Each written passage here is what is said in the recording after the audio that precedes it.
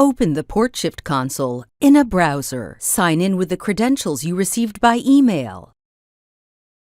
First, we will create a cluster in Portshift.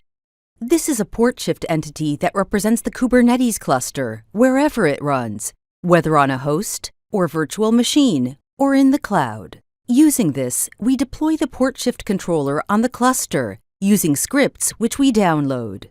Portshift uses the controller to monitor and control activities on the cluster. There are options to configure the cluster, including support for CI/CD pipelines and multi-cluster. Portshift can identify and validate pods according to a unique hash value generated by the Portshift plugin. Portshift can identify pod template workloads in the CD stage using the CD plugin. Istio can optionally not be deployed with the Portshift controller if it is already installed.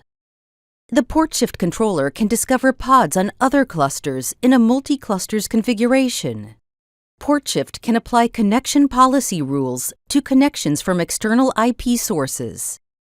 The cluster must have connectivity to the Portshift server.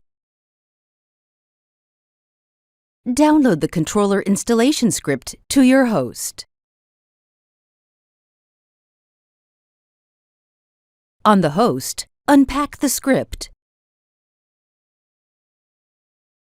Run the script. You will need kube control on the host.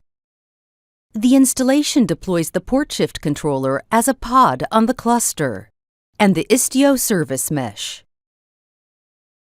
On the Portshift console, here is the new controller for our cluster in the controller page. It has the status active.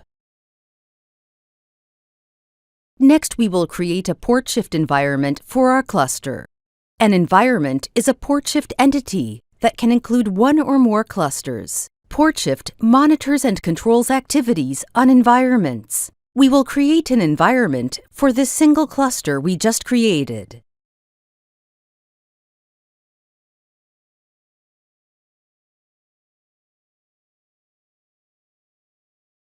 Here we see the environment.